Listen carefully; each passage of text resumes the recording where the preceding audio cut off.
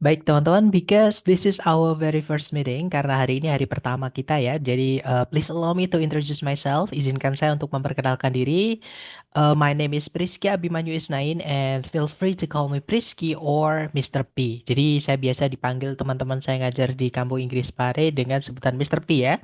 But I don't recommend browsing my photos on Google using that name. Tapi tidak saya sarankan teman-teman mencari nama Mr. P di Google ya, karena nanti yang keluar bukan muka saya, teman-teman. Kemudian saya sudah mengajar bahasa Inggris kurang lebih 10 tahunan ya, dan I'm still learning too. Saya juga masih belajar sampai sekarang. Jadi kalau teman-teman nanti ada yang ingin bertanya, tanyakan aja, jangan sungkan-sungkan. Tidak ada guru, tidak ada siswa ya, di sini kita sama-sama belajar seperti itu. Dan I think that's all about me. Nothing interesting, right? Now let's go on to what we are going to have for the following month. Kita juga akan kenalan dengan apa yang akan kita pelajari nantinya ya, teman-teman. Yaitu TOEFL. Jadi kita kenalan juga dengan TOEFL. Apa sih TOEFL itu? What is TOEFL? So, TOEFL stands for Test of English as a Foreign Language. Jadi TOEFL itu kepanjangannya Test of English as a Foreign Language atau tes bahasa Inggris sebagai bahasa asing. Memang bahasa Inggris itu salah satu bahasa asing di Indonesia ya. Jadi kita tidak ngobrol dengan sembarang orang atau orang asing di Indonesia. Maksudnya orang asing itu orang yang tidak kita kenal ya. Umumnya itu tidak menggunakan bahasa Inggris tapi pakai bahasa Indonesia. Nah, bahasa Indonesia pun itu adalah bahasa kedua kita atau our uh, national language ya. Jadi bahasa nasional kita. Kalau our mother tongue atau bahasa pertama atau bahasa ibu kita ya, itu adalah bahasa daerah kita. Jadi bahasa daerah itu mother tongue atau bahasa pertama, bahasa kedua itu bahasa Indonesia, dan selain bahasa pertama dan bahasa kedua itu adalah bahasa asing. Nah, salah satu bahasa asing itu adalah bahasa Inggris. Nah, untuk tesnya bahasa Inggris sendiri ada banyak ya, teman-teman. Mungkin teman-teman pernah mendengar jenis-jenis tes bahasa Inggris itu ada banyak sekali, EPT, IELTS, TOEFL, kemudian IELTS dan lain-lain. Nah, untuk TOEFL sendiri, itu yang bikin lembaganya namanya adalah ETS ya, Educational Testing Service, yang ada di New Jersey, Amerika Serikat. Jadi TOEFL ini bukan produk Indonesia, teman-teman. Dia memang produk Amerika, seperti itu. Dan TOEFL ini sudah ada sejak tahun 1964 hingga saat ini, seperti itu. Kemudian untuk jenis TOEFL sendiri, sebenarnya jenisnya ada banyak ya, teman-teman. Cuman yang kita pakai di Indonesia secara umum ada dua ini, yaitu TOEFL ITP sama TOEFL IBT. ITP atau Institutional Testing Program itu adalah jenis tes TOEFL yang hanya mengukur kemampuan teman-teman memahami ucapan atau tulisan dalam bahasa Inggris. Jadi hanya level memahami saja, bukan menggunakan. Gitu ya. Nah, jadi untuk rentang skornya nanti atau rentang nilai nanti itu mulai dari 310 sampai 677. Jadi kalau teman-teman katakanlah tidak hadir padahal sudah daftar, itu sebenarnya ada nilainya yaitu 310. Nah, tapi kita nggak dikasih sertifikat ya, teman-teman. Sertifikat itu hanya diberikan setahu saya ya ketika nilai teman-teman itu di atas 460. Kalau masih di bawah 460 itu bukan dapat sertifikat tapi hanya laporan pernah ambil tes TOEFL saja seperti itu. Kemudian untuk TOEFL yang kedua adalah IBT atau Internet Based Test. Nah, IBT ini mirip dengan IELTS, teman-teman. Jadi yang diujikan itu bukan hanya kemampuan memahami bahasa Inggris ya, tapi juga menggunakan bahasa Inggris. Jadi skill and mastery atau keterampilan dan juga penguasaan dalam bahasa Inggris itu juga diujikan di sini. Dan untuk rentang nilainya mulai dari 0 sampai 120. Jadi bisa dibilang IBT itu lebih holistik atau menyeluruh, teman-teman. Nah, untuk belajarnya pun sebenarnya tergantung masing-masing orang ya. Tapi kalau buat kita yang mungkin belajar dari nol, IBT ini nggak akan cukup kalau kita hanya belajari dalam waktu 1 bulan, teman-teman. Apalagi kalau teman-teman mengincar skor yang lumayan tinggi seperti itu. Nah, yang akan kita pelajari nanti adalah TOEFL yang ITP ya, yang hanya memahami saja, teman-teman, dan ada cara cepat atau strategi cepat mengerjakan. Oke. Nah, untuk di TOEFL ITP nanti, teman-teman akan dihadapkan dengan 3 bagian tes ya. Yang pertama ada listening, di mana teman-teman menjawab soal-soal berdasarkan informasi yang teman-teman dengarkan dari percakapan atau pembicaraan dalam bahasa Inggris di setiap soalnya nanti ya. Kemudian setelah listening ini ada 12 detik per soal waktu teman-teman mengerjakan, dan total soalnya ada 50 pertanyaan yang dibagi menjadi 3 bagian. Seperti itu. Kemudian setelah listening selesai, teman-teman nanti akan lanjut mengerjakan bagian kedua yaitu structure atau grammar, teman-teman. Jadi susunan tata baku bahasa Inggris. Nah, untuk waktunya nanti 25 menit. Jumlah soalnya ada 40 pertanyaan yang teman-teman harus selesaikan. Sorry, yang dibagi menjadi dua maksud saya. Jadi 40 soal itu dibagi menjadi dua, yaitu nomor 1 sampai nomor 15. Itu adalah sentence completion. Teman-teman diminta melengkapi bagian kalimat yang hilang ya. Kemudian ada error analysis untuk bagian kedua, mulai nomor 16 sampai nomor 40 seperti itu. Kemudian yang terakhir ada reading. Nah, setelah structure ada reading. Reading ini teman-teman diminta untuk menjawab soal-soal berdasarkan teks atau bacaan yang ada di atas soalnya nanti ya, teman, atau di sebelah soalnya. Nah, untuk waktunya nanti itu ada 55 menit dan soalnya ada 50 pertanyaan. Jadi bisa dibilang TOEFL ITP ini total soalnya ada 140, teman-teman. Nah, ini kalau teman-teman belum pernah mendapatkan teknik atau strategi cepat mengerjakan atau cara mudahnya, 140 soal ini cukup stressful, cukup menguras cakra gitu ya teman, cukup melelahkan sekali. Nah, tapi kalau teman-teman sudah tahu tekniknya atau caranya, terutama ketika teman-teman sudah sering-sering latihan mempraktekannya, ketika tes nanti akan sangat mudah. Jadi kayak makanan sehari-hari gitu teman-teman. Kemudian untuk pertemuan kita ya, untuk belajar kita nanti, jadi hari Sabtu Minggu kita libur ya teman-teman. Jadi hari aktif kita hanya hari Senin sampai hari Jumat. Jadi dan 1 bulan itu ada 4 minggu, jadi kita punya 20 hari, dan 20 hari itu nanti di hari terakhir itu diambil lembaga untuk ujian. Jadi teman-teman nanti akan diberikan tes simulasi atau tes prediksi ya untuk TOEFL. Jadi kita hanya punya waktu 19 hari. Untuk hari pertama sampai hari ke-10 kita nanti akan fokus dulu dengan bagian structure. Jadi kita yang kita pelajari adalah strukturnya dulu, teman-teman. Nah, untuk structure di TOEFL ini sudah saya urutkan. Sebenarnya ini satu satu cara ya atau satu satu langkah, teman-teman. Nah, cuman saya pecah menjadi 10 supaya lebih mudah. Jadi teman-teman nanti ketika belajar tidak terlalu berat seperti itu. Gitu ya, dan ini sudah saya urutkan. Jadi kalau katakanlah siapa tahu teman-teman nanti ada yang di tengah-tengah tidak bisa hadir, eh, mohon mengikuti rekaman kelas yang tidak bisa hadir itu. Karena kalau teman-teman tidak mengikuti rekamannya terus ikut bab berikutnya, pasti saya jamin bingung, teman-teman. Ya, jadi saya sarankan untuk mengikuti urut. Karena ini sudah saya urutkan dari yang paling mudah tapi paling penting, semakin ke bawah ini semakin sulit tapi semakin bukan tidak penting sebenarnya, tapi di dalam kalimat bagian-bagian itu boleh ada boleh tidak. Jadi kondisional. Jadi adanya itu kapan nanti kita pelajari. Ya, tapi kalau hari pertama ini nanti kita akan belajar subjek predikat di mana itu wajib ada di dalam kalimat, teman-teman. Kemudian di hari ke-11 sampai hari ke-13 kita nanti akan fokus ke bagian listening ya. Kemudian hari ke-14 sampai hari ke-19 kita fokus ke bagian reading. Nah, untuk teman-teman nanti di bagian listening dan bagian reading ada beberapa bab yang kita rangkap ya. Jadi karena materinya itu sedikit gitu ya. Jadi bisa kita rangkap supaya teman-teman nanti ada waktu sisa untuk luang, maksudnya untuk lebih bersiap-siap untuk tes dari lembaga. Dan nanti kan teman-teman akan saya berikan reward, tapi reward itu ada syaratnya ya. Jadi ya ada hadiah di akhir nanti buat teman-teman sebelum tes seperti itu. Nah, saya jelaskan setelah ini cara mendapatkannya bagaimana. Jadi di sini ada rules atau aturan, sebenarnya mekanisme yang di kelas nanti kita bagaimana gitu ya. Yang pertama ada attendance check atau daftar hadir atau absensi, teman-teman. Nah, absensi ini sebenarnya bukan dari lembaga ya, tapi ini keinginan saya sendiri. Jadi saya ingin memantau motivasi belajar teman-teman TOEFL ini. Dan kalau teman-teman nanti selalu hadir, entah itu di sesi malam atau di sesi sore, intinya satu bab atau satu hari minimal hadir sekali ya, teman-teman.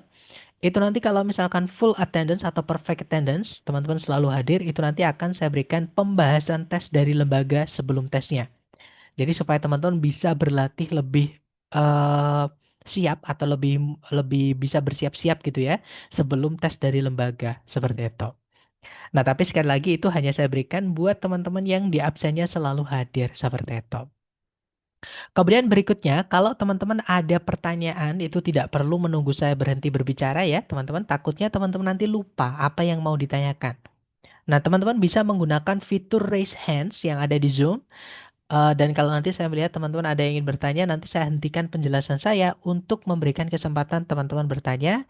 Dan kalau pertanyaan teman-teman masih nyambung dengan materi yang kita bahas hari itu, pasti saya jawab, teman-teman.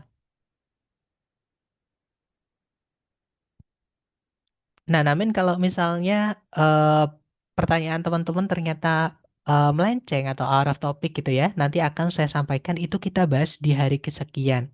Nah, jadi topik kita batasi takutnya kalau semua diberikan dalam satu hari, teman-teman nanti yang benar-benar belajar dari nol akan bingung.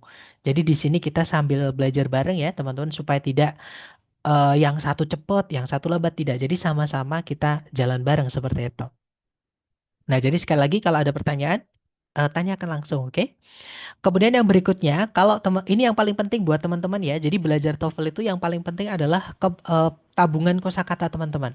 Semakin banyak tabungan kosakata atau vocabulary-nya teman-teman, terutama dalam bahasa Inggris ya, itu nanti akan semakin mudah mengerjakan TOEFL ini di semua bagian teman-teman. Entah itu structure, listening atau reading. Gitu ya. Dan untuk belajar vocab ini jangan hafalan, jangan dihafal.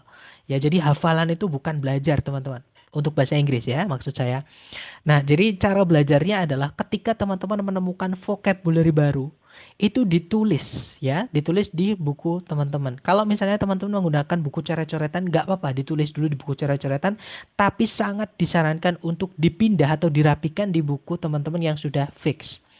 Nah, karena belajar itu kalau kita melihat tulisan kita rapi, pasti enak, teman-teman. Dan itu akan lebih ingat daripada kita harus menghafal, apalagi tiap hari misalkan teman-teman menemukan vocab baru, itu akan sangat berat atau sangat sulit. Jadi ditulis aja supaya memudahkan otak kita, seperti itu. Dan yang terakhir adalah monitoring belajar. Jadi selain saya sediakan teman-teman belajar via live Zoom seperti ini ya, nanti teman-teman akan saya berikan latihan-latihan tambahan dan itu bisa teman-teman kerjakan di waktu senggang teman-teman. Siapa tahu teman-teman ada waktu senggang dan ingin mempraktekkan yang sudah kita pelajari di kelas supaya teman-teman lebih kuat pemahamannya. Gitu ya. Dan ada pembahasannya juga. Apa namanya? eh, Soal-soal tersebut. Gitu ya. Dan nanti ketika teman-teman masih menemukan kesulitan, boleh japri saya di nomor berikut ini di layar ini ya, teman-teman. Atau saya yang biasanya membagikan link Zoom di grup untuk kelas seperti ini. Jadi nanti kalau ada pertanyaan seputar TOEFL, jangan sungkan-sungkan japri saja ya. Nanti saya bantu lewat japri. Dan itu tadi kenalan sedikit dengan saya dan juga TOEFL ITP. Sebelum kita menginjak materi kita hari pertama, mungkin teman-teman ada yang ingin bertanya, silahkan boleh di-unmute ya, teman-teman kalau ada pertanyaan. Silahkan.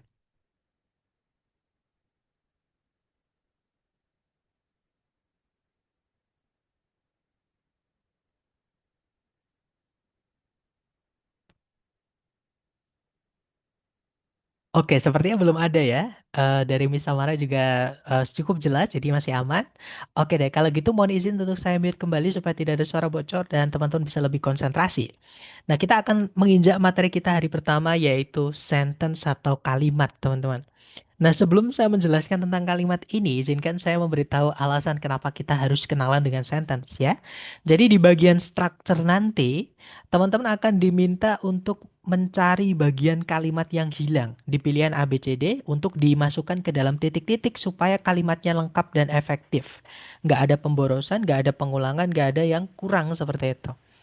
Ya, jadi untuk bisa tahu yang hilang apa, otomatis teman-teman juga harus tahu minimal kalimat itu harus ada apa saja. Nah, itu akan kita pelajari hari ini ya. Nah, sebenarnya dalam bahasa Inggris dan juga bahasa Indonesia itu sama saja. Kalimat itu wajib punya dua komponen ini, teman-teman, atau dua elemen ini ya, yaitu subjek sama predikat. Nah, subjek itu artinya adalah apa atau siapa yang ingin kita angkat jadi topik pembicaraan. Oke, misal kalau saya menceritakan ke teman-teman, cuacanya hari ini sangat cerah. Nah, berarti saya ingin memberitahukan ke teman-teman atau subjeknya adalah cuaca hari ini. Yaitu subjeknya, teman-teman ya. Atau contoh misalkan saya bilang ke teman-teman, kucing saya hilang. Nah, berarti saya menceritakan ke teman-teman tentang kucing saya. Contoh terakhir, misalkan saya bilang ke teman-teman, saya suka musik. Berarti saya menceritakan ke teman-teman tentang diri saya sendiri. Nah, itulah yang disebut dengan subjek ya. Jadi apa atau siapa yang kita ingin ceritakan atau kita angkat sebagai pembicaraan, sebagai topik pembicaraan seperti itu. Nah, kemudian ada predikat. Nah, kalau predikat itu ada apa dengan si subjek, teman-teman? Karena nggak mungkin kita memberi informasi ke seseorang hanya berupa subjeknya. Misalkan kita hanya bilang, cuaca hari ini, atau misal saya bilang ke teman-teman, saya, nah kan pasti menimbulkan kebingungan ya, teman-teman, menimbulkan pertanyaan.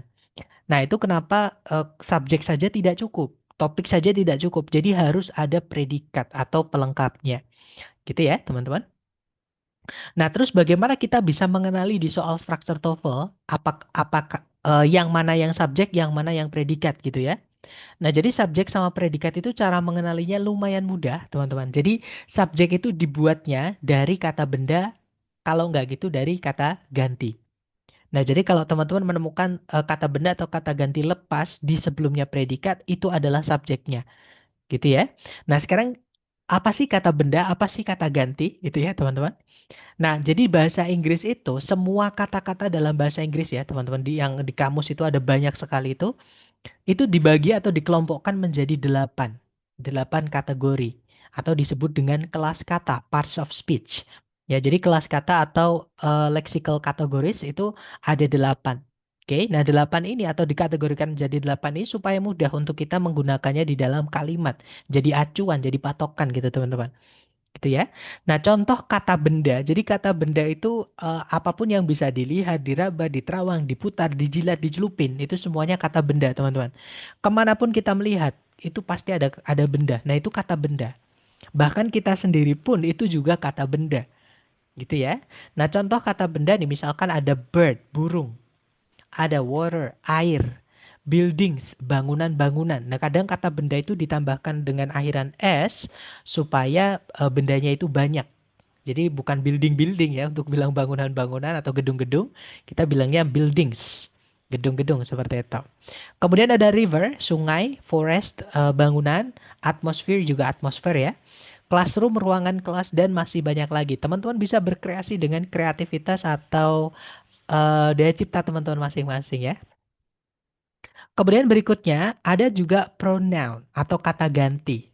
Seperti namanya, kata ganti fungsinya di dalam kalimat itu menggantikan kata lain. Nah, yang digantikan kata apa? Yang digantikan adalah kata benda. Dimanapun posisi kalimat yang bisa diisi oleh kata benda, itu bisa diisi oleh kata ganti. Nah, tapi syaratnya teman-teman hanya boleh pilih salah satu saja ya, kata benda atau kata ganti. Nggak boleh dua-duanya. Seperti itu pemborosan nanti teman-teman. Nah, contoh kata ganti itu misalnya ada kata dia. Nah, untuk bilang dia dalam bahasa Inggris itu ada tiga cara, teman-teman. Ada he, dia itu cowok yang kita maksud ya. Ada she, dia itu cewek yang kita maksud. Ataupun it, yang kita nggak tahu cewek cowoknya. Atau benda itu memang tidak punya cewek cowok. Contohnya ballpoint, kan nggak punya cewek cowok ya. Dan kalau jumlahnya cuma satu ya kita bilangnya it. Misalkan kita mau bilang bolpen ini punya saya. This pen is mine. Atau kita bilangnya it is mine. Nah, it itu kembalinya ke bolpen. Nah, atau yang kita nggak tahu cewek cowoknya. Misalkan kita lihat ada kucing jalan ke arah kita, teman-teman. Nah, kucing kan wajahnya sama semua ya, kayak gitu. Kemudian dia nggak pakai anting, nggak pakai lipstick, nggak pakai rok. Nah, kita kalau dari depan nggak tahu kucing ini cewek apa cowok, seperti itu. Nah, untuk bilang kucing itu jumlahnya cuma satu, kita pakainya it. Seperti itu. Kemudian kata ganti berikutnya ada they, artinya mereka. Those bisa diartikan itu, bisa juga diartikan mereka, teman-teman ya. Kemudian ada once, eh, artinya semua orang atau semua benda, tergantung yang dimaksudkan ya. Kemudian ada other yang pakai s akhirannya, others, itu juga kata ganti artinya yang lain-lain. Seperti itu. Nah, itu beberapa contoh kata ganti ya. Jadi saya ulangi lagi, subjek itu dibuatnya kalau nggak dari kata benda, ya dari kata ganti, teman-teman. Oke. Nah, kemudian berikutnya, bagaimana kita bisa mengenali di soal kalau itu predikat? Cukup mudah juga, teman-teman. Bahkan lebih mudah daripada subjek. Kenapa? Karena predikat itu dalam bahasa Inggris hanya dibuat dari satu kelas kata saja, yaitu kata kerja atau sebutannya verb, teman-teman. Nah, kata kerja sendiri cara mengenalinya juga lumayan mudah ya. Jadi kata kerja itu apapun yang terjadi atau dilakukan oleh si bendanya, ya. Jadi semua benda yang diciptakan Tuhan itu pasti melakukan sesuatu, teman-teman. Contoh air. Air kan benda mati ya. Nah, contoh kata kerja untuk air itu misalnya mengalir.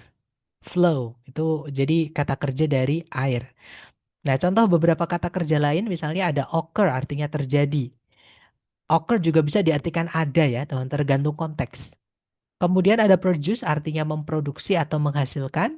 Refer to, nah beberapa kata kerja biasanya ada tambahan-tambahan akhiran seperti ini ya. Jadi refer to artinya merujuk pada. Consist of terdiri dari. Improve artinya meningkat atau meningkatkan atau membaik tergantung konteks gitu ya. Dan masih banyak lagi. Teman-teman bisa berkreasi dengan kata kerja yang bisa kita ciptakan seperti itu. Nah, cuman di sini gini teman-teman. Bahasa Inggris itu nggak enaknya adalah kata kerja itu bentuknya banyak sekali. Dalam bahasa Inggris itu bentuknya lumayan banyak ya. Antara lain ada verb satu, verb 2, verb 3, verb SES, verb ing, to verb satu dan juga auxiliary verb. Nah, misalnya mau bilang makan, makan itu ya bisa eat, bisa eaten, bisa eats, bisa eating, bisa to eat, bisa will eat misalnya. Auxiliary pun juga ada banyak ya, teman-teman. Nah, jadi bentuk-bentuk kata kerja di dalam bahasa Inggris itu banyak sekali. Dan teman-teman harus hati-hati, tidak semua bentuk kata kerja ini bisa jadi predikat. Ada yang bisa, ada yang tidak bisa. Nah, kata kerja apa aja yang bisa jadi predikat dan apa aja yang tidak bisa jadi predikat? Nah, antara lain yang ini, teman-teman. Kata kerja yang bisa jadi predikat hanyalah verb satu, verb 2, verb SES, dan juga auxiliary verb. Sedangkan kalau teman-teman menemukan ada verb 3 yang berdiri sendiri tanpa auxiliary sebelumnya, verb ing yang berdiri sendiri tanpa auxiliary sebelumnya, dan juga to verb satu itu bukan predikat. Nah, itu alasan juga kenapa saya enggan menggunakan sebutan subject verb seperti kebanyakan buku ataupun kebanyakan kursusan gitu ya. Nah, jadi saya menghindari subject verb. Kenapa? Karena takutnya kalau teman-teman nanti menemukan verb semuanya dianggap predikat. Padahal tidak semua. Jadi makanya lebih nyaman menyebutnya subjek predikat, teman-teman. Ya, karena tidak semua verb bisa jadi predikat. Nah, saya tadi menyebutkan auxiliary ya. Ini kan istilah. Maka saya wajib menjelaskan ke teman-teman. Nah, auxiliary itu apa? Auxiliary itu sebenarnya juga kata kerja ya, teman-teman. Cuman artinya adalah kata kerja bantu. Dan kata kerja bantu itu ada 4 jenis atau 4 kategori. Yang pertama dari keluarganya do, yaitu do, kemudian does, kemudian did. Yang mana gandengan atau yang verb yang dibantu adalah verb satu. Gitu ya, teman-teman. Sebentar. Kak, setelah to itu pasti verb base atau enggak? Nah, to itu umumnya diikuti verb satu tapi tidak selalu ya, teman-teman. Karena to itu nama kelas katanya adalah preposisi. Preposisi itu penggunaan umumnya setelahnya diikuti kata benda, bukan kata kerja, teman-teman. Nah, jadi teman-teman jangan kaget kalau menemukan ada to yang diikuti verb ing. Karena verb ing itu salah satu fungsinya di kalimat itu menjadi kata benda, teman-teman, namanya gerund. Gitu ya. Tapi secara umum to itu biasanya diikuti verb satu dan hanya to ya yang preposisi boleh diikuti verb satu atau base verb, teman-teman. Gitu ya. Jadi to infinitive itu fix, udah bentuk bentuk fix lah seperti itu to verb satu. Tapi ada juga to yang diikuti kata benda. Kalau diikuti verb setelahnya harus dibendakan, harus jadikan verb ing. Jadi ada juga to verb ing seperti itu. Jadi kalau ditanya apakah wajib atau selalu harus verb satu, jawabannya tidak, tergantung konteks ya, teman-teman. Tapi secara umum iya tuh diikuti verb satu, tapi tidak selalu ya. Oke, saya lanjut lagi. Kemudian auxiliary kedua itu ada dari keluarganya to be, teman-teman. To be ini keluarganya lumayan banyak ya. Ada is, kemudian ada am, kemudian ada are, kemudian ada was, ada were, kemudian ada be, been, sama being. Nah, untuk kata kerja yang dibantu oleh to be ini itu ada 2 jenis ya. Hanya to be yang boleh diikuti 2 jenis kata kerja, teman-teman. To be itu boleh diikuti verb ing.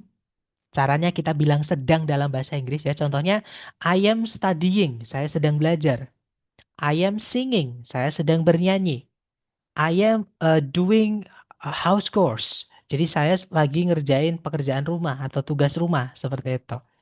Tapi to be juga boleh diikuti verb 3. Itu caranya kita bilang pasif. Jadi kata kerja itu kan umumnya artinya me ya. Nah, kalau kita bentuk be verb 3 nanti artinya berubah menjadi di, teman-teman. Jadi contoh eat itu kan makan. Is eaten itu artinya menjadi dimakan dan lain-lain seperti itu. Kemudian auxiliary yang ketiga itu ada keluarganya have. Nah, teman-teman harus hati-hati, have di sini bukan artinya memiliki ya, tapi have di sini artinya sudah atau telah, teman-teman.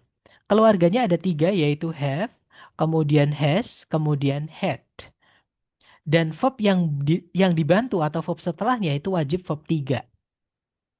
Kemudian yang terakhir ada keluarganya modal. Nah, modal ini paling banyak ya, teman-teman, dan artinya masing-masing kebanyakan beda walaupun ada beberapa yang sama. Contoh ada will, artinya akan ya. Ada juga shall, itu bisa artinya akan, bisa artinya harus.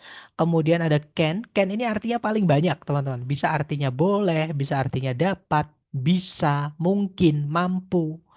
Banyak ya. Jadi can ini artinya banyak, teman-teman. Kemudian ada must. Must itu, sorry. Must itu artinya ada dua ya. Bisa pasti, bisa harus. Tergantung konteks. Kemudian ada may. Artinya bisa mungkin, bisa boleh. Bisa jadi, ya, jadi bisa jadi itu juga bisa pakai may, teman-teman. Kemudian ada might, artinya mungkin, ya. Kemudian yang pakai out, teman-teman, misalnya ada would, kemudian ada should, kemudian ada could. Nah, kalau teman-teman menemukan ada keluarga modal ini ya, yang di dalam kurung ini, verb setelahnya ini wajib verb satu, teman-teman. Seperti itu. Dan ini vocab ya. Jadi ini nggak perlu dihafal. Saran saya seperti di awal tadi, mohon nanti dicatat di buku teman-teman supaya tidak lupa. Nanti sambil latihan sambil dibuka. Saya jamin akan hafal dengan sendirinya, teman-teman, tanpa harus hafalan. Seperti itu. Itu ya. Kemudian ada pertanyaan juga, berarti setelah to ada dua kemungkinan, yaitu verb ing atau namanya gerund atau verb satu. Betul, tergantung konteks, betul. Jadi tergantung konteks, tergantung vocab juga yang dipakai ya, teman-teman. Atau kalau teman-teman nanti penasaran dengan to yang diikuti verb ing, itu kan nggak biasa atau nggak umum ya, teman-teman. Boleh japri saja nanti saya kirimkan. Ya, tapi karena itu out of topic, untuk hari ini buat teman-teman yang benar-benar belajar dari nol, saya sarankan jangan ke situ dulu ya. Ada waktunya, nanti kita pelajari di hari ketujuh. Seperti itu. Nah, kurang lebih untuk materi kita sudah selesai ya. Untuk penerapan di contoh soalnya, kurang lebih seperti ini. Teman-teman, di sini saya punya 3 contoh soal. Contoh soal pertama, nah caranya, kan tadi kan kalimat itu ada dua bagian yang harus ada, teman-teman, yaitu subjek sama predikat. Ya kan? Nah, cara yang paling mudah itu teman-teman cari predikatnya dulu, ada atau tidak. Karena predikat tadi cuma dibuat dari satu kelas kata, yaitu verb, teman-teman. Gitu ya. Nah, kalau ditarik dari depan ke belakang, di situ ada auxiliary verb, yaitu are noun. Dan auxiliary verb itu fix adalah predikat. Seperti itu. Oke, jadi kita sudah punya predikat. Nah, titik-titik terletak di sebelumnya. Gampang saja, di situ kita sudah dipastikan kehilangan subjeknya. Ya, jadi teman-teman di sini diminta mencari A, B, C, D yang bisa menjadi subjek. Dan teman-teman ini masih ingat ya, subjek itu dibuatnya kalau nggak dari kata benda ya dari kata ganti. Nah, jadi jangan ditambah-tambahin yang tidak diperlukan, teman-teman. Nah, kira-kira berarti jawabannya yang mana? A, B, C, D yang kata benda atau kata ganti saja? Kira-kira yang mana, teman-teman? Ya, betul sekali. Jawabannya adalah yang alfa, teman-teman. Nice. Ya, kalau yang Bravo kenapa salah? Yang Bravo itu ada that the. Kalau teman-teman menemukan ada ungkapan that-nya ini sudah dipastikan 100% dia conjunction atau kata hubung. Ya, dan kata hubung itu tidak dibutuhkan ketika subjek dan predikat di kalimatnya cuma satu. Jadi nggak bisa yang Bravo ya. Kalau yang Charlie di situ ada predikat lagi teman-teman yaitu is. Nanti predikatnya double atau pemborosan. Kalau yang delta, di situ ada 5W1H atau kata tanya. Kalau teman-teman menemukan kata tanya di soal structure TOEFL, anggap sebagai conjunction. Dan sekali lagi, conjunction itu tidak boleh ditaruh di kalimat kalau subjek dan predikatnya cuma satu. Ya, teman-teman. Jadi betul sekali jawaban teman-teman. Jawabannya adalah yang alpha. Nah, nanti kalau dibaca, strikes are known to impale the prey on thorns. Jadi burung strikes ini atau burung condet ya, itu diketahui atau dikenal akan menancapkan buruan mereka pada duri-duri pohon. Seperti itu. Kemudian contoh berikutnya, teman-teman. Sebentar, Nah, oke. Caranya sama, teman-teman cari dulu kata kerja yang bisa jadi predikat. Jadi kalau ditarik dari depan ke belakang, nah nggak ada kata kerja sama sekali, teman-teman. Berarti di titik-titik teman-teman harus carikan predikat atau kata kerja sebagai predikat, ya. Kemudian subjeknya, sekarang kita cek. Subjek terletak di sebelumnya predikat, berarti di sini ya. Magnetotaktik bakteria. Nah, ada kata benda bakteria yang cuma dijelaskan kata sifat magnetotaktik. Nah, kata sifat itu cuma nambahin arti saja, teman-teman. Dihapus nggak apa-apa dia kalau dia nempel sebelum kata benda seperti ini ya. Tapi kata bendanya nggak boleh dihapus karena dia sebagai subjek. Dia penting, teman-teman. Oke, jadi sudah ada subjek, belum ada predikat. Teman-teman hanya diminta mencari predikat saja ya. Dan saya lihat teman-teman semua menjawab Charlie. Betul sekali. Jawaban yang benar adalah yang Charlie. Di situ ada auxiliary word diikuti verbnya describe. Kalau tengah-tengahnya ini cuma keterangan, teman-teman. Nah, keterangan itu di kalimat tidak wajib ada ya. Ada nggak apa-apa, tidak juga nggak apa-apa.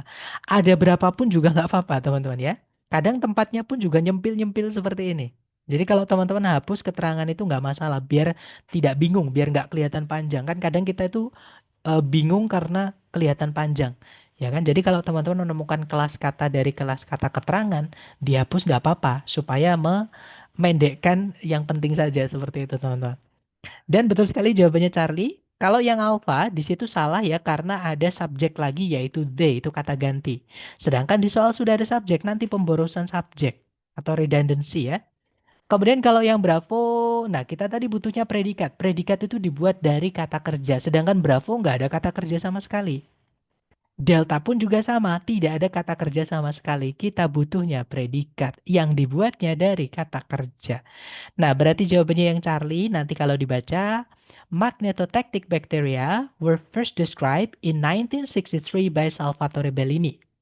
Jadi bakteri-bakteri jenis magnetotactic pertama kali diperkenalkan pada tahun 1963 oleh Salvatore Bellini. Seperti itu, teman-teman. Sekarang ke contoh terakhir. Caranya sama, teman-teman cari dulu kata kerja yang bisa jadi predikat ya. Kalau ditarik dari depan ke belakang, di situ nggak ada predikat sama sekali. Nah, ini enaknya kalau cari predikat dulu, teman-teman. Kalau titik-titiknya di paling depan, kita kehilangan predikat, sudah dipastikan kita juga kehilangan subjek. Karena sebelum predikat harus ada subjek. Nah, cari A, B, C, D yang subjek predikat. Nah, kira-kira kalau menurut teman-teman, A, B, C, D ini yang subjek kemudian predikat yang mana, teman-teman? Iya, betul sekali. Jawabannya yang delta. Gitu ya. Nah, sekarang saya jelaskan kenapa yang alfa, karena saya lihat ada yang ragu antara alfa atau delta. Kenapa yang alfa ini salah, teman-teman? Jadi memang,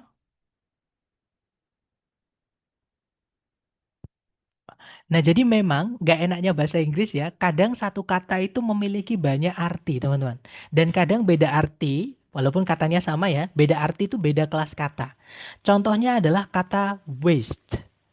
Nah, waste ini kalau kita cek di kamus ya, teman-teman. Nah, waste itu kalau kita cek di kamus, dia ada angkanya. Nah, kenapa kok ada angkanya? Menandakan bahwa dia memiliki lebih dari satu kelas kata, teman-teman. Oke. Nah, kelas kata yang pertama, dia adalah kata benda atau noun. Ya. Nah, kemudian kelas kata yang kedua, dia memang bisa jadi kata kerja. Oke, jadi dia pengertian kedua artinya adalah menyia-nyiakan atau membuang-buang. Kalau yang waste kata benda tadi artinya limbah, teman-teman. Gitu ya. Nah, terus bagaimana kita bisa tahu kalau yang alfa tadi dia bukan kata kerja, tapi dia adalah kata benda yang menjelaskan kata benda lain? Nah, karena gini teman-teman, kalau kata kerja sebagai predikat ya, dan dia menyatakan fakta itu salah satu harus ditambahkan S. Entah itu subjeknya, entah itu predikatnya, salah satu. Ya, jadi untuk menyatakan fakta itu kan atau membuat kalimat itu kan harus ada kata benda sebagai subjek. Kalau nggak gitu harus ada kata kerja sebagai predikat, ya kan? Contoh nih, misalkan kata benda ada kata kerja misalnya lalat. Lalat itu fly, teman-teman. Nah, kata kerjanya lalat atau kata kerjanya itu kan terbang juga, fly juga. Nah, sama-sama fly tapi dia beda arti ya. Fly yang pertama itu lalat, kata benda. Fly yang kedua itu adalah terbang, teman-teman. Nah, untuk menjadikannya kalimat, misalkan kita mau bilang lalat itu terbang. Nah, kita harus tambahkan S ke salah satu, entah ke kata bendanya, entah ke kata kerjanya. Ya, jadi kalau kita mau tambahkan ke kata bendanya, misalnya ya, seekor lalat itu terbang. Nah, kita bilangnya a fly. Nah, kata kerjanya ya yang kita tambahkan S, teman-teman. Flies. Nah, jadi a fly flies, titik. Seekor lalat itu terbang. Oke. Nah, tapi kalau misalnya S-nya ini kita tambahkan ke kata benda, berarti kita pukul rata ya. Semua lalat itu terbang. Nah, jadi kita bilangnya flies. Jadi yang ditambahkan S ke kata bendanya ya. Tapi kata kerjanya jangan, salah satu saja. Seperti itu. Jadi para lalat atau semua lalat itu terbang. Nah, sedangkan kalau kita lihat di pilihan alpha, itu nggak ada S sama sekali di antara coconut atau waste-nya, teman-teman. Nah, berarti ini nggak mungkin susunan subjek predikat. Nggak mungkin susunan kata benda verb. Ya, ini adalah susunan satu kata, teman-teman. Jadi coconut waste briquettes itu artinya briket limbah kelapa. Jadi dia satu kesatuan. Ini subjeknya. Itu ya, tapi tidak ada predikat. Jadi yang alpha ini salah karena tidak ada predikat. Hanya ada subjek saja. Sedangkan kita tadi butuhnya subjek predikat. Kalau yang bravo salah karena ada conjunction.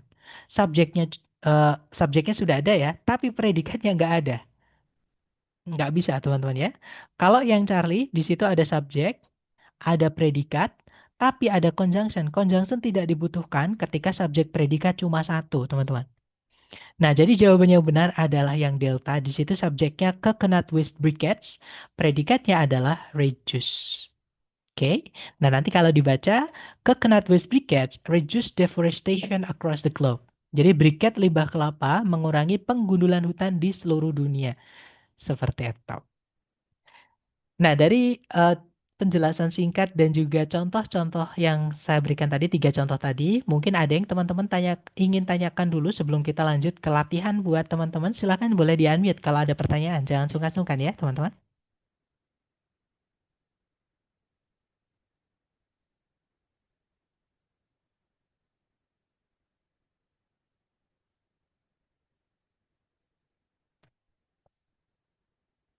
Sebentar. Belum ada dari Miss Rizka, dari Miss Jihan. Kak, untuk contoh yang nomor tiga tadi ada contoh lain nggak? Kak, untuk contoh nomor tiga tadi ada contoh lain nggak? Untuk bedain noun sama verb. Oh, maksud saya pertanyaannya berarti gimana cara kita membedakan kata benda sama kata kerja di dalam kalimat? Jadi gini teman-teman, kata benda sama kata kerja itu fungsinya beda di dalam kalimat. Gitu ya. Otomatis tempatnya juga beda. Kata benda itu fungsinya sebagai subjek, teman-teman. Jadi tempatnya di depan. Oke, sedangkan predikat itu, kata kerja itu fungsinya sebagai predikat. Jadi tempatnya di setelahnya subjek. Itu yang pertama ya. Kemudian yang kedua, itu kita bisa mengenali kata benda sama kata kerja dari yang contoh tadi. Jadi dengan mengenali fungsi gramatikal. Jadi mengetahui fungsi gramatikal. Contohnya tadi menyatakan fakta dalam bahasa Inggris. Atau kalau kita di sekolah dulu itu nyebutnya simple present tenses, teman-teman ya. Jadi simple present itu caranya kita menyatakan fakta. Untuk menyatakan fakta, salah satu ditambahkan S. Entah kata bendanya di subjek atau kata kerjanya di predikat, tapi salah satu saja. Ya, jangan dua-duanya, jangan juga dua-duanya tidak dikasih S, jangan. Oke, kecuali sebenarnya ada pengecualian teman-teman. Ada kata benda yang memang tidak bisa ditambahkan S. Oke, jadi yang contoh nih misalnya ya teman-teman, ikan itu kalau ikan bisa Mas Yan. Contohnya rusa teman-teman. Rusa itu deer, itu kalau kita mau bilang jamak, jadi rusanya banyak gitu, rusa-rusa atau para rusa, itu tetap deer. Jadi tidak ditambahkan SIS. Jadi memang itu vocab ya, teman-teman. Dan vocab itu teman-teman dapatkan dari latihan, dari sering-sering latihan nanti ketemu vocab baru ditulis. Contohnya tadi saya sampaikan deer, teman-teman. Rusa. Nah, kalau kita cek di kamus, deer, di situ ada keterangan. plural atau jamak dari dir itu adalah dir itu sendiri. Jadi nggak perlu ditambahkan s. Seperti itu, teman-teman. Gitu ya. Nah, dia bisa tunggal. Contohnya ada e-nya. Jadi a deer, seekor rusa, makes. Nah, dia ditambahkan s di kata kerjanya karena rusanya ini satu. Oke. Tapi kalau rusanya banyak, coba kita cari ya. Deer yang predikatnya itu tidak pakai s, teman-teman.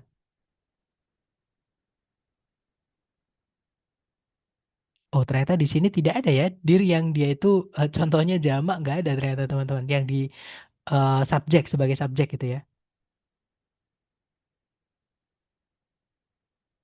Atau kita cari kata sheep. Sheep itu juga sama, teman-teman. Domba ya. Jadi domba itu tunggalnya sheep, jamaknya juga sheep. Oke, jadi kalau nah contohnya ini. Sheep nggak pakai s ya, tapi dia lampau, teman-teman. Itu pakainya were. Jadi dia jamak walaupun nggak ada s-nya. Ya, jadi ini adalah vocab. Ada memang beberapa kata benda itu ketika dijamakkan tidak perlu ditambahkan s. Seperti itu. Gitu ya. Jadi secara umum, teman-teman, untuk menyatakan fakta, kata benda atau kata kerja salah satu ditambahkan s. Selain contoh fly tadi ya. Contoh nih yang kata kerja yang beda, misalnya kucing kata bendanya, kata kerjanya misalnya adalah mengeong. Mengeong itu bahasa Inggrisnya meow, teman-teman. Ini kata kerja ya, artinya mengeong. Nah, untuk bilang seekor kucing itu mengeong, ya kita bilangnya a cat meows. Nah, ditambahkan s, jangan lupa. Atau kalau kita pukul rata semua kucing. Jadi menyatakan fakta itu bisa pakai dua cara ya. Bisa pakai representasi. Jadi kita ambil salah satu contoh. Seekor kucing, seekor apa gitu ya. Atau kita pukul rata. Jadi overgeneralize. Jadi kita bilangnya semua kucing. Jadi kita bilangnya cats atau all cats. Sorry. Cats tambah S ya teman-teman. Nah tapi kalau subjeknya sudah ada S-nya, kata kerjanya jangan. Seperti itu. Jadi salah satu saja. Jadi a cat meows. Seekor kucing itu mengeong. Atau cats meow. Jadi semua kucing itu mengeong. Seperti itu. Gitu ya. Jadi teman-teman nanti akan terbiasa membedakan noun sama verb ketika di latihan. Sering-sering latihan.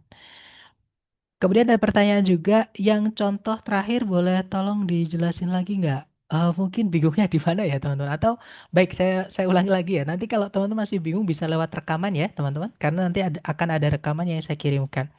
Jadi caranya sama, teman-teman cari dulu kata kerja sebagai predikat di soal. Kalau ditarik dari depan ke belakang, nggak ada predikat ya, nggak ada kata kerja yang bisa jadi predikat di situ. Subjeknya juga belum ada, karena sebelumnya predikat harus ada subjek, titik-titiknya di paling depan, kan nggak ada apa-apa sebelum titik-titik ya. Jadi sudah dipastikan subjeknya hilang, teman-teman. Oke, jadi di sini kita disuruh mencari subjek sama predikat. Yang alpha itu tidak ada predikat sama sekali, hanya ada subjek, teman-teman. Coconut waste briquettes. Nggak ada predikatnya, padahal kita butuh predikat juga tadi kan. Kalau yang Bravo, selain tidak ada predikat, di situ ada conjunction, kesalahannya ada dua. Kalau yang Charlie ada subjek, kemudian ada juga predikat, tapi ada that, itu conjunction teman-teman. Nah, kita tidak membutuhkan conjunction atau kata hubung ketika subjek predikat cuma satu. Seperti ini nggak bisa kita masukkan conjunction ya. Kalau yang delta, nah di situ ada subjek yaitu coconut with briquettes, predikatnya adalah reduce.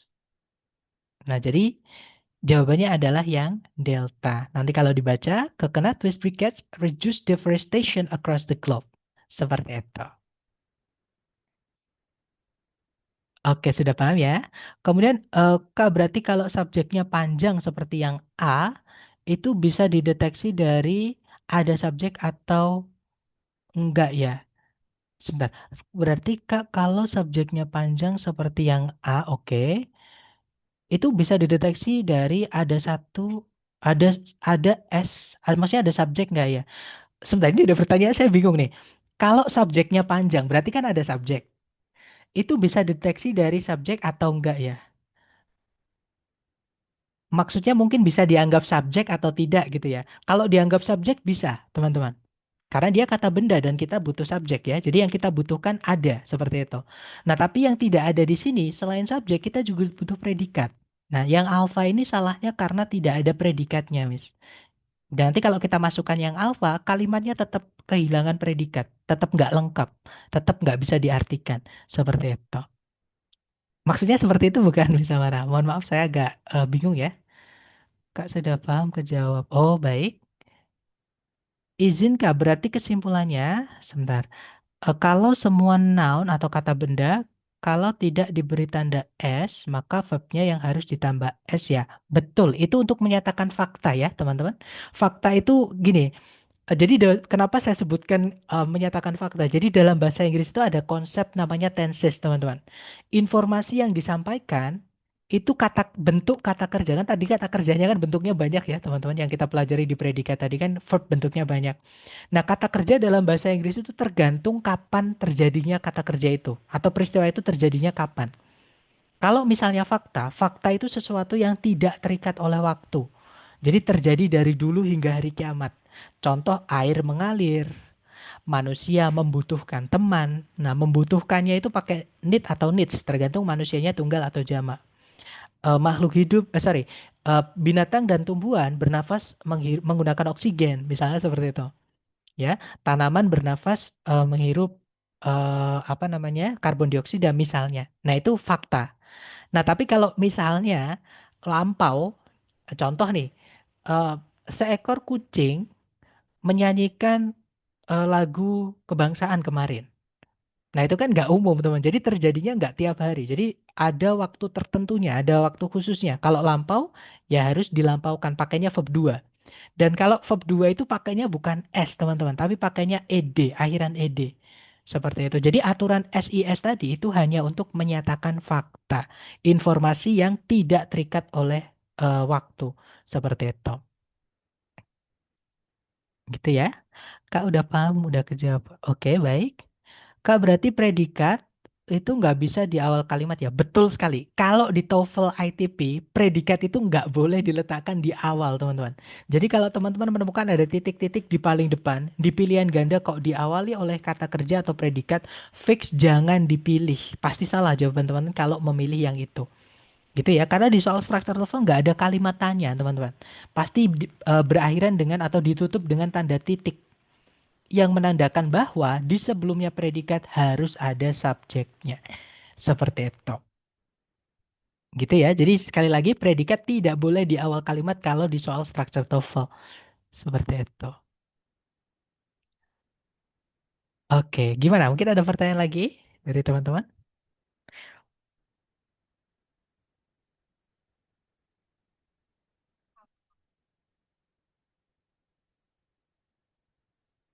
Oke, berarti sudah aman ya. Mari kita coba ke latihan untuk teman-teman. Nah, karena kita belajar, mohon jangan takut salah ya. Teman-teman coba dulu aja praktekkan yang sudah kita pelajari. Buka kamus nggak apa-apa, mumpung kita masih bisa. Karena kalau sudah teman-teman nanti udah tes, udah nggak bisa buka kamus. Akan didiskualifikasi kalau ketahuan buka HP atau buka kamus. Gitu ya. Nah, silahkan dicoba dulu. Jangan takut salah, waktunya 30 detik dimulai dari sekarang. Silahkan teman-teman.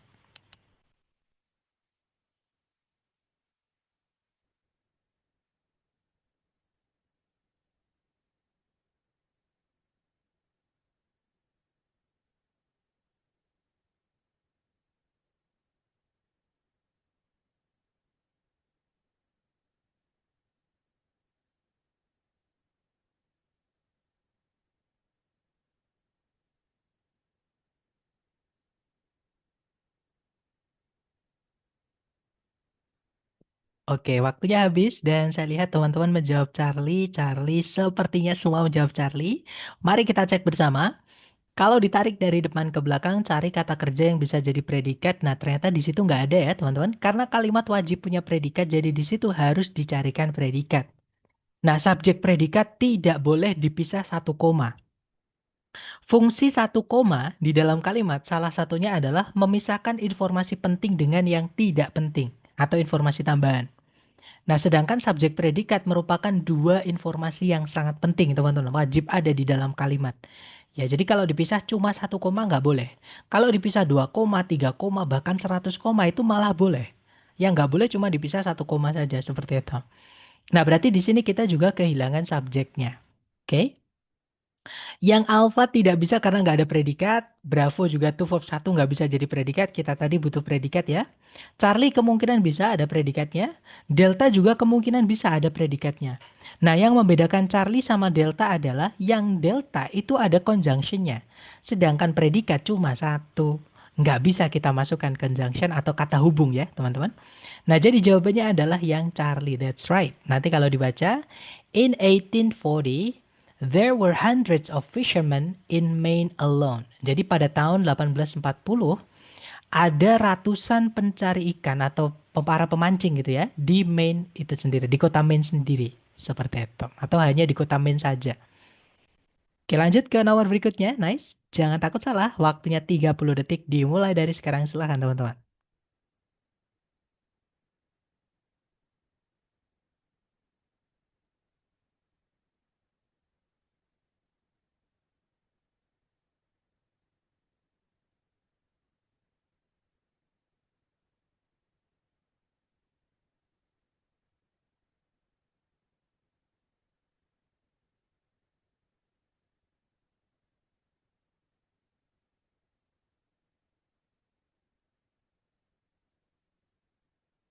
Oke, waktunya sudah habis dan saya lihat teman-teman menjawab Alfa, Alfa ada juga Charlie ya. Mari kita cek bersama. Kalau ditarik dari depan ke belakang, cari kata kerja yang bisa jadi predikat. Di situ sama sekali tidak ada ya. Berarti di sini kita butuh predikat, subjeknya juga belum ada. Nah, kalau kita lihat pilihan A, B, C, D, yang ada kata kerjanya cuma satu, teman-teman. Yaitu yang alfa. Oke, jadi jawabannya ya yang alfa itu. Kalau yang Bravo, Charlie, Delta kenapa salah? Karena tidak ada predikat, gak ada kata kerja sama sekali. Kita butuhnya predikat sama subjek ya, intinya yang ada predikatnya. Nah, berarti cara cepatnya ya sudah jawabannya yang alfa karena cuman yang alfa yang ada predikatnya. Nanti kalau dibaca, there are two principal types of waves, transverse and longitudinal. Jadi ada dua jenis gelombang utama atau jenis-jenis utama gelombang, yaitu gelombang transverse sama gelombang longitudinal seperti itu. Lanjut ke nomor berikutnya, silahkan teman-teman coba dulu 30 detik dimulai dari sekarang silahkan.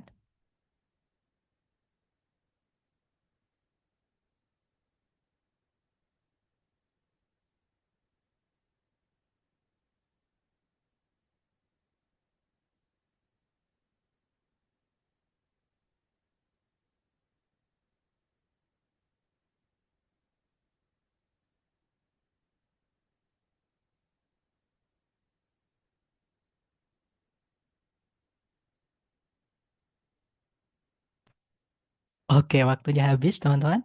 Dan silakan jawabannya dikirim di chat. Saya lihat teman-teman menjawab delta, delta, ada juga alpha. Kita cek bareng.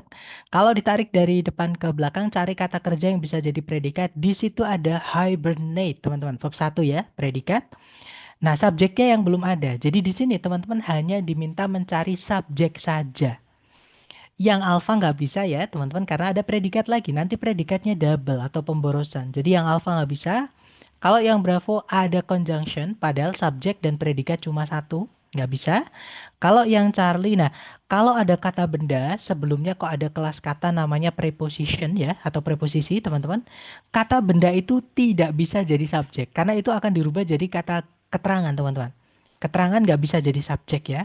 Jadi yang Charlie tidak bisa. Oke, jawabannya adalah yang delta itu kata benda lepas teman-teman. Nanti kalau dibaca, bears hibernate to conserve energy during food scarce winters. Jadi kalau diartikan, para beruang itu melakukan hibernasi untuk menghemat atau menjaga energi sepanjang musim-musim dingin yang langka makanan atau yang sulit mencari makan seperti itu. Oke, lanjut lagi ke nomor berikutnya. Jangan takut benar, 30 detik dimulai dari sekarang. Silakan teman-teman.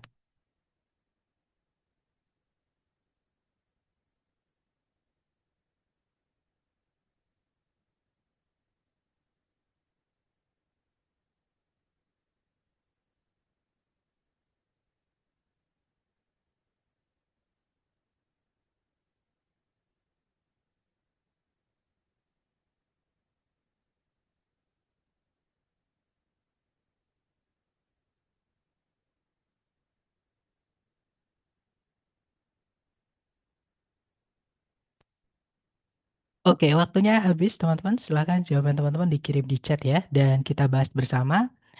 Saya lihat teman-teman menjawab delta, delta semuanya menjawab. Ah, ada jawaban Charlie juga. Kita cek bersama ya. Seperti biasa cari predikat dulu. Jadi kalau ditarik dari depan ke belakang cari kata kerja. Nah, sama sekali nggak ada kata kerja di situ, teman-teman. Berarti di sini kita butuh kata kerja sebagai predikat. Subjek predikat nggak boleh dipisah satu koma yang menandakan bahwa di sini harus ada subjek. Ya. Nah, sebelumnya saya ingin memberikan contoh. Tadi kan ada salah satu teman-teman yang bertanya apakah to harus diikuti verb satu. Nah, di sini ada contoh to yang diikuti kata benda, teman-teman. Yaitu to communication. Ada tion-tion itu kata benda ya. 90% tion itu kata benda, teman-teman. Jadi in addition to itu wajib diikuti kata benda. Jadi kalau ini diganti kata kerjanya harus diingkan. Seperti itu, harus dijerenkan. Seperti itu. Oke, kita kembali lagi ya ke topiknya. Jadi di sini kita kehilangan subjek sama predikatnya. Yang alpha ada subjek, tapi tidak ada kata kerja sebagai predikat, nggak bisa. Yang bravo ada subjek, ada conjunction, nggak ada predikat, nggak bisa ya. Sorry teman-teman, nggak ada predikat, nggak bisa. Yang Charlie ada subjek, predikat, tapi ada conjunction. Subjek predikat cuma satu, tidak membutuhkan conjunction. Nah, jawaban yang benar adalah yang delta, teman-teman. Nanti kalau dibaca, in addition to communication, books provide knowledge, entertainment, and imagination. Jadi, selain komunikasi, buku itu menyediakan pengetahuan, hiburan, dan juga imajinasi. Seperti itu. Lanjut lagi ke nomor berikutnya, silahkan. 30 detik dimulai dari sekarang. Silahkan, teman-teman.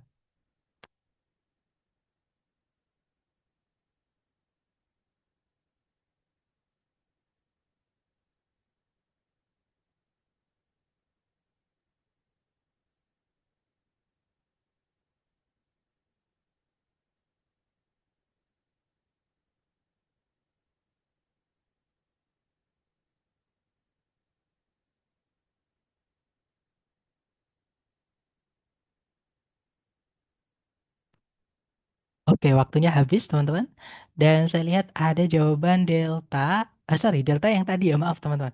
Alpha, alpha, ada juga Charlie. Oke, antara alpha atau Charlie, mari kita cek bareng. Kalau ditarik dari depan ke belakang, cari kata kerja, teman-teman. Nah, di situ ada verb SES ya, consumes. Nah, verb SES itu hanya bisa menjadi predikat. Di sini yang belum ada adalah kata benda yang bisa jadi subjek. Jadi tugas teman-teman di sini hanya mencarikan subjeknya saja. Ya, yang alpha di situ only the female praying mantis. Nah, di situ kata benda semua panjang ya, teman-teman. Tapi itu kata benda semua. Jadi itu subjeknya kemungkinan. Jadi jawabannya yang alpha kita tahan dulu.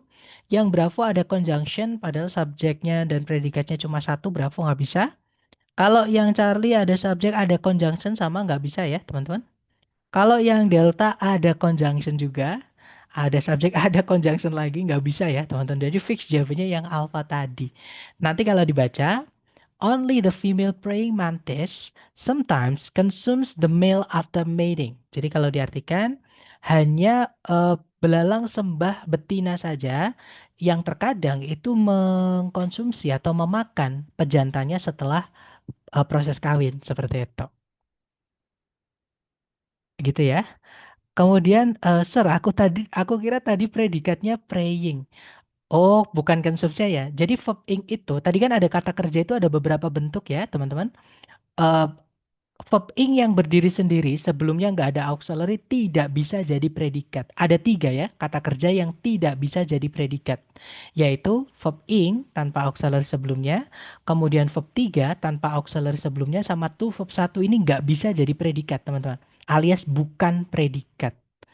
Gitu ya. Jadi praying bukan predikat, teman-teman. Seperti itu. Only itu negative expression atau bukan ya, Kak? Only kalau dia menjelaskan kata keterangan, itu negative expression.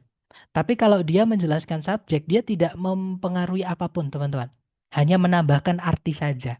Ya, jadi nanti di hari keempat kita akan belajar. Ada namanya negative adverbs atau negative expressions lah, beberapa bukunya menyebutnya ya, yang nanti akan merubah bentuk dari kalimatnya. Tapi nanti ya, teman-teman. Untuk saat ini, only ini hanya menjelaskan subjek saja. Jadi dia tidak merubah apapun. Seperti itu. Oke, jadi hanya menambahkan arti saja, teman-teman. gitu ya. Lanjut lagi ke nomor berikutnya, silahkan. Dicoba dulu, jangan takut salah. 30 detik dimulai dari sekarang, silahkan teman-teman.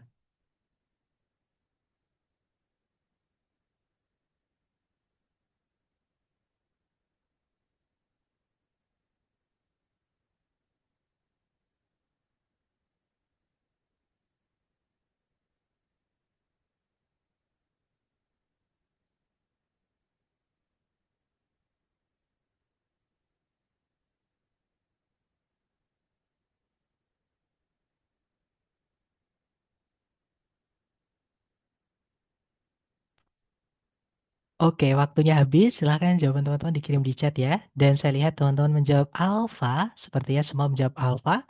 Mari kita cek bareng. Kalau ditarik dari depan ke belakang, cari kata kerja sebagai predikat. Nggak ada sama sekali di situ. Berarti di sini kita butuh predikat. Nah, subjek predikat nggak boleh satu koma ya. Berarti di sini kita juga kehilangan subjek, teman-teman. Kita cek A, B, C, D. Yang alfa ada subjek predikat, kemungkinan jawabannya alfa. Kita cek dulu yang lain. Yang bravo ada subjek, ada conjunction, padahal nggak ada predikat juga. Jadi bravo nggak bisa, double salahnya ya. Kalau yang Charlie sama ada conjunction, subjek predikat cuma satu, nggak boleh dimasukkan conjunction ya teman-teman. Kalau yang delta ada subjek tapi tidak ada conjunctionnya. Jadi, sorry, maksudnya tidak ada predikat, maaf. Bukan conjunction, maksudnya ada subjek tapi nggak ada predikat. Kita tadi butuh juga predikat. Jadi jawabannya yang alpha ya. Nanti kalau dibaca, during a solar eclipse, the Earth lies in the penumbra of the moon's shadow. Jadi selama gerhana matahari, bumi itu berada di dalam penumbranya bayangan bulan. Seperti itu. Lanjut ke nomor berikutnya. Silakan teman-teman, 30 detik dimulai dari sekarang, silakan.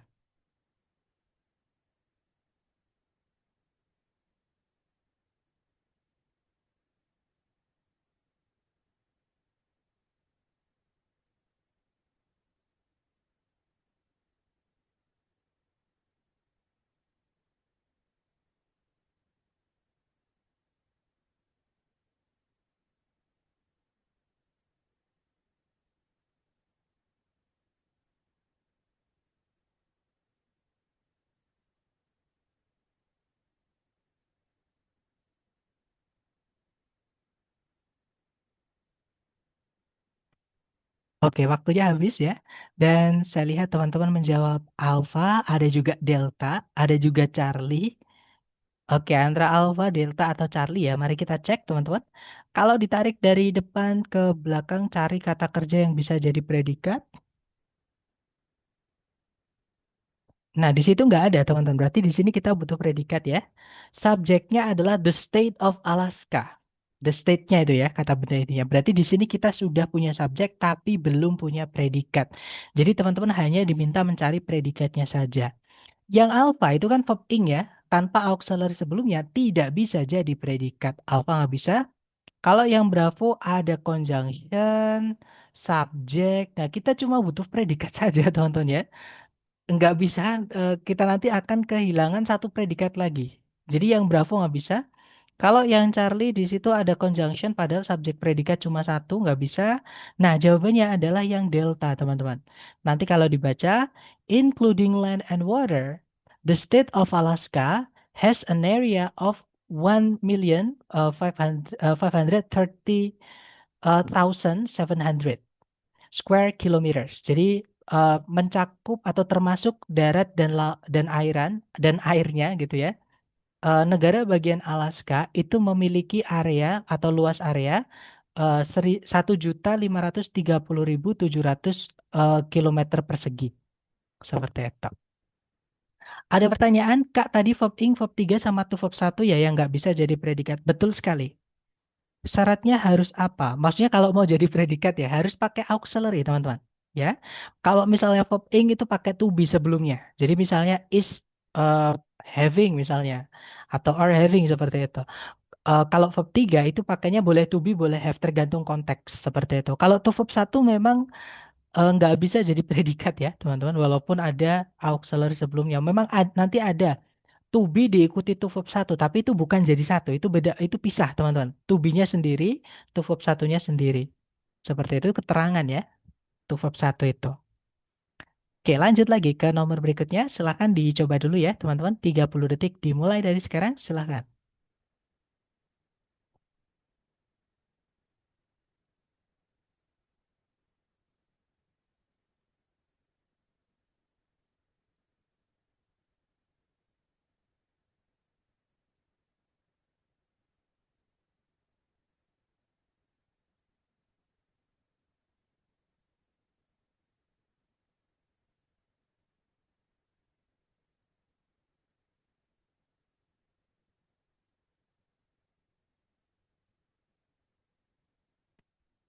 Oke, waktunya habis dan saya lihat teman-teman menjawab bravo, bravo, bravo, bravo, dan saya lihat semuanya menjawab bravo ya. Mari kita cek bersama.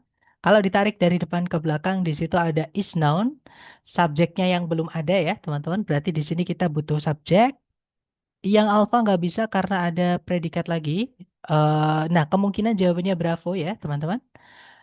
Yang Charlie to verb 1 nggak bisa jadi subjek ya, teman-teman. Kalau yang delta ada conjunction, padahal subjek predikat cuma satu, nggak bisa, fix jawabannya yang bravo. Nanti kalau dibaca, the scientific study of tissues is known as histology. Jadi penelitian ilmiah mengenai jaringan itu dikenal sebagai histologi. Oke, nice. Lanjut ke nama nice. Silahkan teman-teman. 30 detik dimulai dari sekarang. Maaf. Dimulai dari sekarang, silahkan.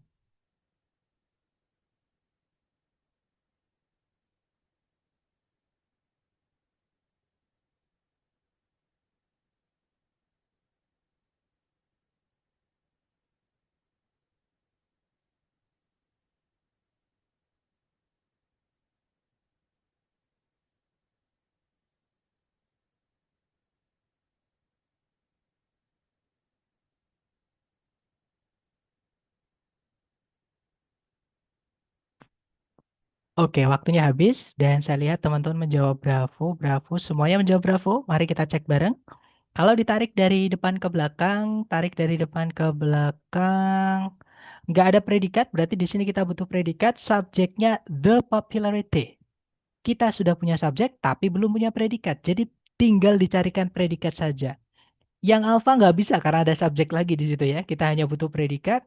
Yang bravo, nah kemungkinan bravo bisa. Was influence itu adalah auxiliary verb ya, teman-teman. Dan auxiliary verb itu fungsinya hanya bisa jadi predikat. Jadi kita tahan dulu. Kalau yang Charlie verb ing tanpa auxiliary sebelumnya nggak bisa jadi predikat ya, teman-teman. To verb satu juga tidak bisa. Berarti fix jawabannya adalah yang bravo. Nanti kalau dibaca, the popularity of wearable health devices was influenced strongly by advancements in sensor technology. Jadi, popularitas dari alat-alat kesehatan yang bisa dipakai di badan gitu ya maksudnya, itu sangat dipengaruhi oleh kemajuan-kemajuan dalam teknologi sensor. Seperti itu. Oke, lanjut lagi ke nomor terakhir ya. Dicoba dulu, jangan takut salah. 30 detik dimulai dari sekarang. Silahkan teman-teman.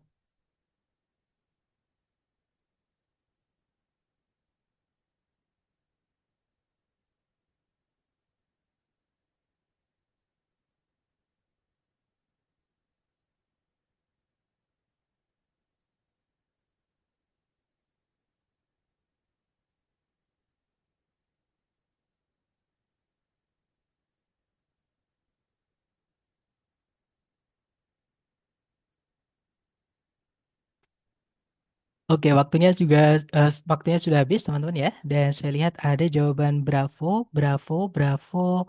Sepertinya teman-teman semua menjawab bravo. Mari kita cek bareng. Kalau ditarik dari depan ke belakang, cari predikat dulu. Nah, sama sekali nggak ada kata kerja di situ ya, teman-teman, yang bisa jadi predikat. Berarti di sini kita harus carikan predikat. Subjeknya yang sudah ada, di situ ada kata benda bis, artinya lebah, lebah ya, dia jamak, teman-teman. Berarti hanya membutuhkan predikat saja. Yang alpha itu kan verb ing tanpa auxiliary sebelumnya nggak bisa jadi predikat. Nah kemungkinan jawabannya bravo. Kita tahan dulu. Yang Charlie ada subjek lagi. Pemborosan subjek tidak bisa. To verb satu tidak bisa jadi predikat ya teman-teman. Jadi fix jawabannya yang bravo. Nanti kalau dibaca, bees flap their wings to cool their hives during heat waves. Jadi para lebah itu mengepakkan sayap-sayap mereka untuk mendinginkan sarang mereka selama gelombang panas atau selama suhu panas seperti itu. Dan itulah ya teman-teman materi tentang subjek dan predikat, bagian terpenting dari kalimat yang mana teman-teman harus pastikan atau cek dulu ada atau tidaknya. Seperti itu. Nah, mungkin kalau teman-teman ada pertanyaan, boleh di-unmute. Silahkan teman-teman. Sorry. Boleh di-unmute ya, silahkan.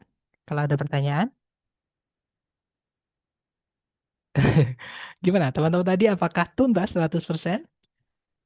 Nah, untuk saya harap pembiasaannya ya, teman-teman biasakan supaya nanti ketika tes itu akan terbiasa. Dan untuk materi kita hari ini pasti kita akan pakai untuk menjawab soal-soal di bab-bab berikutnya juga. Karena sekali lagi subjek predikat adalah bagian kalimat yang paling penting atau harus ada, teman-teman. Sepertinya aman ya. Kalau gitu saya undur diri, teman-teman. Terima kasih atas kehadiran teman-teman semuanya dan juga partisipasi aktifnya. Jangan lupa setelah ini saya kirimkan link untuk absensi ya. Mohon diisi. Absensi hanya bisa diisi hari pertama. Untuk hari-hari berikutnya akan saya isi sendiri lewat partisipasi Zoom. Sekali lagi terima kasih. Semoga yang kita pelajari bermanfaat dan senang bertemu dengan teman-teman semuanya. I'll see you again next time. The last I say, Assalamualaikum warahmatullahi wabarakatuh. Have a good night everyone.